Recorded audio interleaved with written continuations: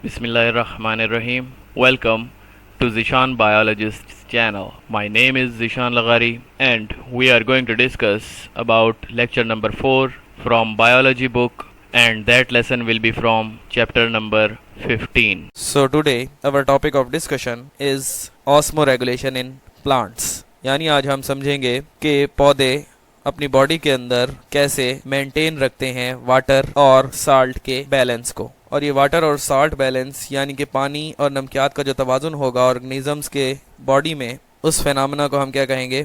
Osmo regulation. और इस phenomena को हम स्टडी करेंगे प्लांट्स के हवाले से। So on the basis of water availability, पानी के मैसर होने की बुनियाद पर पौधों को क्लासिफाई किया जाता है। और यहाँ पर हम इसी हवाले से 3 तरह के पौधों के बारे में स्टडी करेंगे। यहाँ पर आप देख सकते हैं हाइड्रोफाइट्स वो प्लांट्स होंगे जो उस जगह पर ग्रो करेंगे जहाँ पर अबंडेंट वाटर सप्लाई होगा, यानी कि वहाँ पर पानी बहुत ज़्यादा मैसर होगा।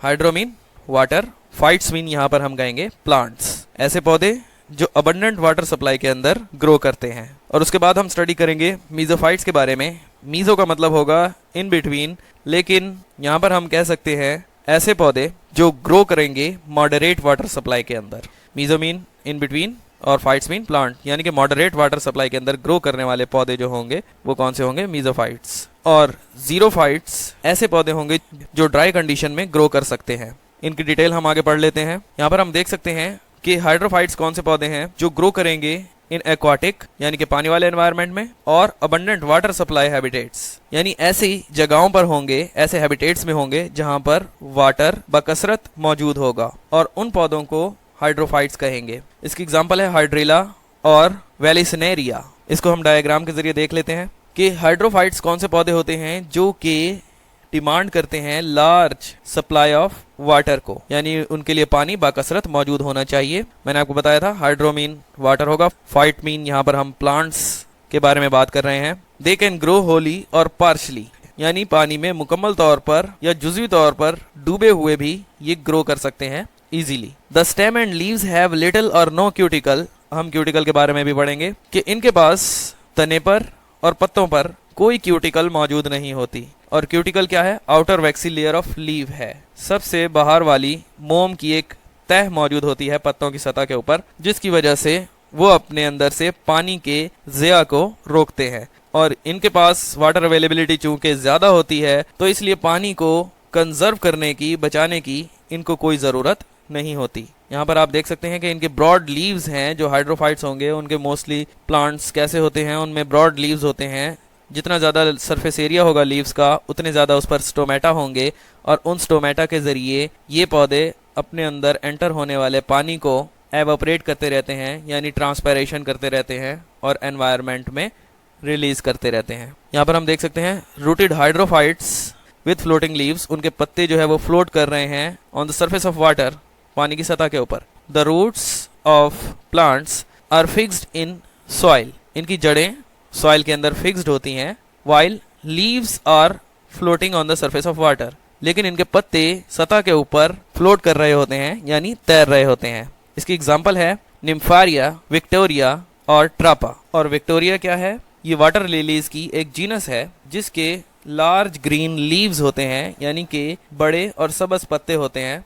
यहाँ पर आप इस एग्जाम्पल से देख सकते हैं हाइड्रोफाइट्स के बारे में कि उनके पत्तों का साइज क्या होता है? ज़्यादा होता है। यहाँ पर हम वाटर लिली प्लांट्स के बारे में देख रहे हैं, और ये ब्राज़ील में एक पॉन्ड है, उसकी इमेज है जिसमें हाइड्रोफाइट्स जैसे कि वाटर लिली, उनके लीफ वाटर सरफेस के ऊपर मौजूद हैं। और यहाँ से हम वेलिसिनेरिया को भी देख सकते हैं कि इसको हम ईल ग्रास के नाम से भी जानते हैं। ऐसे पौधे जिनके पत्ते घास की तरह लंबे होंगे और वो पानी के अंदर डूबे हुए होंगे। तो ये सारे क्या हैं? हाइड्रोफाइट्स। इसके बाद हम देख सकते हैं कि हाइड्रोफाइट्स जो कि वाटर के अंदर सबमर्ज्ड होते हैं या फिर उनके पास एक्सेस अवेलेबिलिटी होती है वाटर की, वो ऑस्मोरेगुलेशन कैसे कर सकते हैं, और ऑस्मोरेगुलेशन के लिए उन्होंने कौन कौन से तरीकाकार इख्तियार किए हुए होंगे, तो उसको हम देखेंगे किसमें? Adaptations for osmoregulation. These plants यानी कि हाइड्रोफाइट्स जो होंगे हैव फॉलोइंग एडेप्टेशंस। एडेप्टेशन से मुराद क्या होगा? कि उन्होंने अपनाया होगा कौन सी खसूसियात को जिसकी वजह से वो रिमूव कर सकते हैं surplus water from their body, क्योंकि वो ज्यादा पानी वाले एनवायरनमेंट में मौजूद हैं। The surface area of the leaf is very large for excessive transpiration. Transpiration याद रखना है आपने। The loss of water vapours through aerial parts of plants, यानी पौधों में कह सकते हैं पत्तों की सतह से पानी का बुखारात बनकर उड़ जाना, क्या कहलाएगा? ट्रांसपेरेशन। किसके जरिए? स्टोमेटा के जरिए। इनका सरफेस एरिया ज्यादा होगा, जैसे हमने अभी डायग्राम में देखा था। किस लिए? ताकि उनमें ट्रांसपेरेशन हो सके। यहाँ से हम देख सकते हैं कि पत्तों की सतह पर नॉर्मली क्या मौजूद है? स्टोमेटा मौजूद है। और यहाँ से वाटर लॉस और रिमूवल ऑफ एक्सेस ऑक्सीजन भी हो सकती है, और कार्बन डाइऑक्साइड जो एंटर हो रही है वो भी स्टोमेटा के जरिए पत्तों के अंदर एंटर हो रही है। हाइड्रोफाइट्स क्या करेंगे कि एक्सेस वाटर को रिमूव करेंगे थ्रू स्टोमेटा, और स्टोमेटा के जरिए जो एक्सेस वाटर रिमूव हो रहा है इसको हम कहेंगे कि वो क्या कर रहे हैं? ट्रांसपेरेशन। इसके बाद हम देख सकते हैं extensive stomata are present on the upper surface of leaf and stem. इनके तने पर और पत्तों पर ऊपर वाली सतह पर स्टोमेटा मौजूद होते हैं। स्टोमेटा भी हमने देखा क्या होंगे? माइक्रोस्कोपिक पोर्स होंगे जिसके जरिए ये एक्सेस वाटर को अपनी बॉडी से रिमूव करेंगे। These stomata are facing atmosphere to promote the loss of water. ये ऊपर की तरफ होते हैं स्टोमेटा, ताकि वाटर लॉस को प्रमोट कर सकें। अब जो मेन फिनोमेना है हाइड्रोफाइट्स में ऑस्मोरेगुलेशन का, वो कुछ इस तरह से होगा कि ये फ्रेश वाटर में है तो फ्रेश वाटर में साल्ट्स की मिकदार कम होगी, या फिर सोल्यूट्स उस वाटर में कम होंगे। तो जब सोल्यूट्स एक्सटर्नल एनवायरनमेंट में अगर कम है तो इन पौधों के अंदर as compared to external environment क्या हो सकता है? सोल्यूट्स की मिकदार ज्यादा हो सकती है।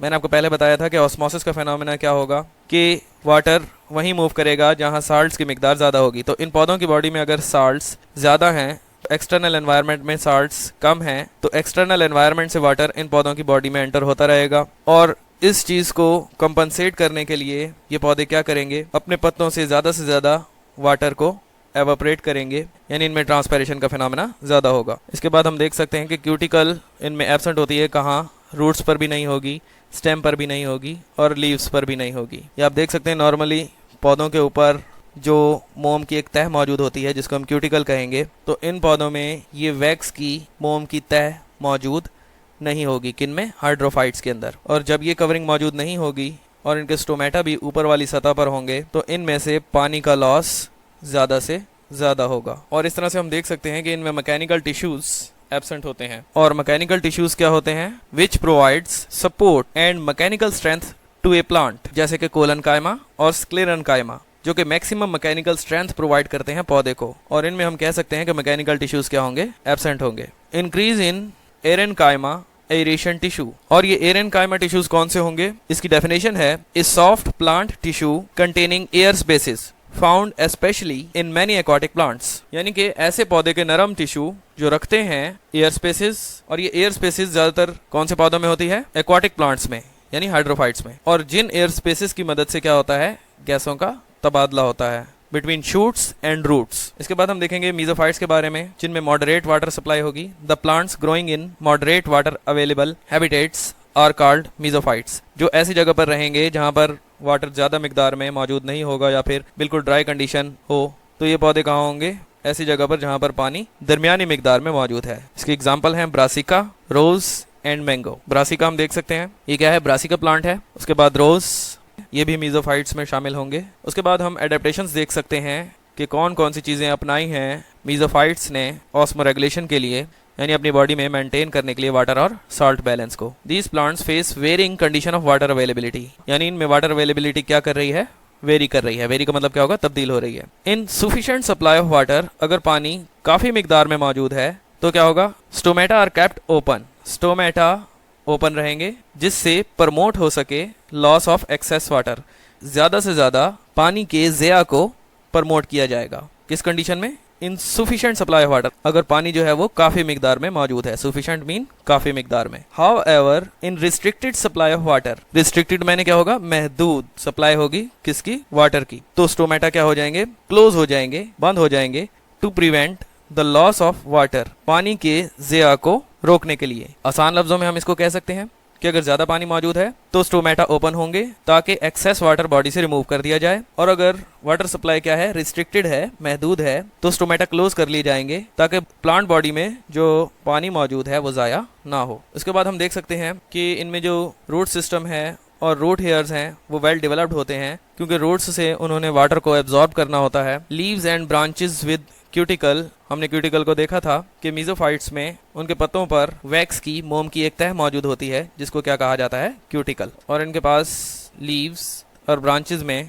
क्या होता है, क्यूटिकल मौजूद होती है। Stomata usually on the lower epidermis, हम यहाँ पर देख सकते हैं कि ये हिस्सा क्यूटिकल है और इस जगह पर ये अपर एपिडर्मिस है और दरमियान में ये मीजोफिल सेल्स मौजूद हैं और यहाँ पर जाइलम और फ्लोएम मौजूद है। और अगर हम मीजोफिल्स की बात कर रहे हैं तो उनमें लीफ के लोअर साइड पर यहाँ पर हम देख सकते हैं क्यूटिकल भी है और लोअर एपिडर्मिस में ये स्टोमेटा आपको नजर आ रहे होंगे। यहाँ पर क्या है, स्टोमेटा, ये स्टोमेटा है और स्टोमेटा के गिर्द ये गार्ड सेल्स हैं। स्टोमेटा क्या है, माइक्रोस्कोपिक पोर्स हैं। तो मीजोफाइट्स में क्या होगा, उनको जो लीव्स होंगे उनमें स्टोमेटा उनकी लोअर एपिडर्मिस पर मौजूद होंगे, ऑन द लोअर एपिडर्मिस।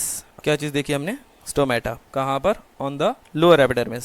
उसके बाद हम बात करेंगे जीरो फाइट्स के हवाले से, यानी कि जो ड्राई कंडीशन में होंगे।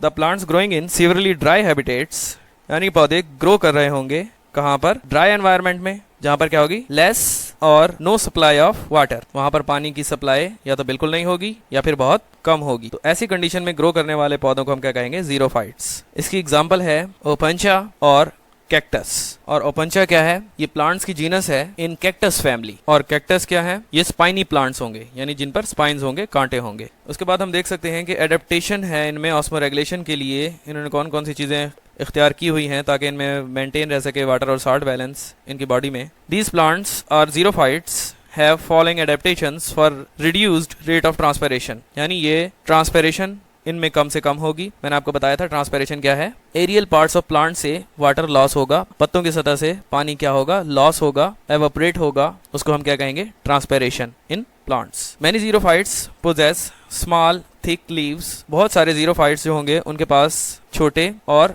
थिक लीव्स होंगे to limit water loss. Limit water loss से क्या मुराद है कि उनमें पानी का ज़िया कम से कम करने के लिए उनके पत्ते क्या हो जाएंगे, छोटे हो जाएंगे और थिक हो जाएंगे। By reducing the surface area proportional to volume, उनका सरफेस एरिया क्या हो जाएगा, रिड्यूस हो जाएगा। और जितने कम सरफेस एरिया उतने नंबर ऑफ स्टोमेटा कम होंगे और नंबर ऑफ स्टोमेटा कम होंगे तो वाटर लॉस भी कम होगा। यहाँ पर आप देख सकते हैं कैक्टस प्लांट है जो कि स्पाइनी है और ये ड्राई कंडीशन में जो है वो ग्रो किए हुए है। इस डायग्राम में आप ओपुंचा को देख सकते हैं, ये इसका फ्लावर है और यहाँ पर क्या है, स्टेम है इसका, और ये इसकी क्या मौजूद है, लीफ स्पाइन्स मौजूद हैं। वाटर के एब्जॉर्प्शन के लिए आप देख सकते हैं कि इन जीरोफाइट्स के अंदर क्या होती हैं, इलोंगेटेड रूट्स होती हैं ताकि लॉन्ग डिस्टेंस से ये रूट्स क्या कर सकें, वाटर को एब्जॉर्ब कर सकें। और यहाँ पर हम देख लेते हैं पत्तों के बजाय इनमें क्या होते हैं, निडल्स होती हैं, कांटे होते हैं इनमें, जिसकी वजह से सरफेस एरिया क्या हो जाता है, रिड्यूस हो जाता है और वाटर लॉस भी क्या होता है, कम हो जाता है, मिनिमाइज होता है। यानी अगर इनके पत्ते ज्यादा बड़े होते तो जो वाटर इन्होंने एब्जॉर्ब किया था रूट्स से वो ट्रांसपेरेशन के जरिए एवापोरेट कर जाता। तो इस एवापोरेशन को रोकने के लिए उन्होंने लीव्स के बजाय क्या होगा, उनमें निडल्स होंगी। और अगर लीव्स हैं तो उनके ऊपर भी क्या मौजूद होगी, थिक वैक्सी क्यूटिकल। यहाँ पर हम देख सकते हैं कि थिक वैक्सी क्यूटिकल होती है तो वो क्या करती है, पत्ते के इनर साइड से जो उन्होंने वाटर एब्जॉर्ब किया है अपने रूट्स से, वो पत्ते की सतह से क्या हो सकता है, एवापोरेट हो सकता है तेजी के साथ। लेकिन ये वैक्स की लेयर क्या करेगी, इस वाटर लॉस को रोकेगी। इस तरह से इनके पत्ते के ऊपर क्या होती है, थिक वैक्सी क्यूटिकल होती है, मोटी मोम की तह मौजूद होती है। और इनके पास क्या होता है, लार्ज नेटवर्क होता है रूट्स का जिससे ये वाटर को एब्जॉर्ब कर सकते हैं। और इनके पास कैपेसिटी होती है वाटर को स्टोर करने की, इनके स्टेम और रूट्स के अंदर। और जिन ऑर्गन्स के अंदर वाटर स्टोर करने की कैपेबिलिटी होगी वो ऑर्गन्स क्या कहलाएंगे, सेक्युलेंट ऑर्गन्स। और जैसे आप देख सकते हैं कि यहाँ पर इसका जो स्टेम है वो भी फ्लैशी और ग्रीन है, इसमें लीफ रिड्यूस्ड हैं तो इसमें स्टेम वो फोटोसिंथेसिस करेगा। यहाँ पर आप देख सकते हैं इस डायग्राम में, इसमें सरफेस एरिया क्या है, कम है ताकि मिनिमाइज हो सके एवापोरेशन। स्पाइन है इंस्टेड ऑफ लीव्स। और स्टेम के बारे में यहाँ पर बताया हुआ है कि वो क्या कर रहा है, स्टोर कर रहा है वाटर को। और वाइड स्प्रेड रूट सिस्टम है। इस डायग्राम में आपको फोटोसिंथेसिस नजर आ रही होगी कि कैसे फोटोसिंथेसिस करता है, ऑक्सीजन एनवायरनमेंट में रिलीज कर रहा है और कार्बन डाइऑक्साइड को इनटेक कर रहा है। और वाटर कहाँ से एब्जॉर्ब कर रहा है, रूट्स से। इनका स्टेम क्या है, लार्ज एंड फ्लैशी है और इनकी थिक वैक्सी स्किन है और उस पर क्या मौजूद है, स्पाइक्स मौजूद हैं। यहाँ पर हम कह सकते हैं कि कांटे मौजूद हैं। और शैलो, कम गहरी, वाइड स्प्रेड, ज्यादा फैली हुई रूट्स आप देख सकते हैं किनमें, जीरोफाइट्स के अंदर। और अगर हम यहाँ पर देखें कि वैक्स की लेयर अगर पत्ते के ऊपर मौजूद है तो मोम की तह क्या होती है, इमिस्किबल विद वाटर होती है, यानी वो पानी के साथ हल नहीं होती, तो पत्ते की सतह पर पानी किस तरह से मौजूद है, क्योंकि इसके ऊपर क्या है, क्यूटिकल की वैक्सी लेयर मौजूद है। हम अभी डायग्राम्स के जरिए देख चुके हैं। द क्यूटिकल इज थिक वैक्सी, इनके ऊपर जो क्यूटिकल होती है वो क्या होती है, थिक और वैक्सी होती है, मोम की बनी हुई होगी और लेदरी होगी। Stomata are on lower surface of the leaf. हमने हाइड्रोफाइट्स को देखा कि उनमें स्टोमेटा पत्ते के ऊपर वाली सतह पर मौजूद थे, और हम मीजोफाइट्स को भी देख सकते थे कि उनमें stomata on the lower epidermis मौजूद थे।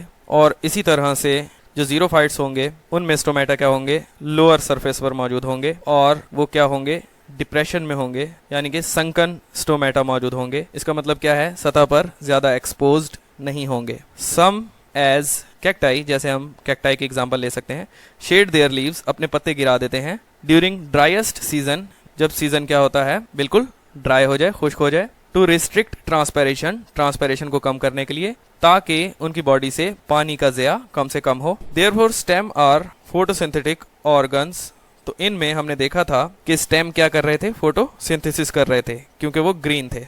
इन रेनी सीजन, बारिश के मौसम में, स्टेम स्टोर्स वाटर, इनका जो तना है वो पानी को अपने अंदर स्टोर कर लेता है for use in dry conditions, ताकि उस पानी को यूज कर सके ड्राई कंडीशंस में। मिसाल के तौर पर उन ऑर्गन्स का नाम क्या था, सकुलेंट ऑर्गन्स। इन पौधों में स्टेम और रूट्स, उनमें वाटर स्टोर हो जाता है ड्यूरिंग रेनी सीजन, बारिश के मौसम में, जो आगे ड्राई कंडीशन में उनको सर्वाइव करने के लिए हेल्प करता है। और वो वाटर स्टोर कहाँ होगा, स्टेम एंड रूट्स में, और इनको हम कहेंगे, स्टेम और रूट्स को, ये क्या है, सेक्युलेंट ऑर्गन्स हैं। और ये भी आपने याद रखना है कि वर्ड सेक्युलेंट जो है वो लातीन वर्ड से आया है, सकस मीन जूस और सैप, यानी कि जब ये वाटर को स्टोर कर लेते हैं ऑर्गन्स तो ये जूसी नजर आते हैं। और सकुलेंट प्लांट्स क्या होते हैं, may store water in various structures, ये पौधे वेरियस स्ट्रक्चर्स के अंदर वाटर को स्टोर कर सकते हैं, जैसे कि stem and leaves. I hope यहाँ पर आपको कुछ बातें समझ आई होंगी। आपने कुछ क्वेश्चंस के आंसर देने हैं, जैसे कि व्हाट आर सेक्युलेंट ऑर्गन्स, उसके बाद what do you know about xerophytes, and also you have to write about hydrophytes and mesophytes. और आपने ये भी बताना है what are adaptations for osmoregulation in mesophytes, कि मीजोफाइट्स कैसे अपनी बॉडी के अंदर वाटर और साल्ट को बैलेंस्ड रखते हैं। Wish you best of luck. Thank you.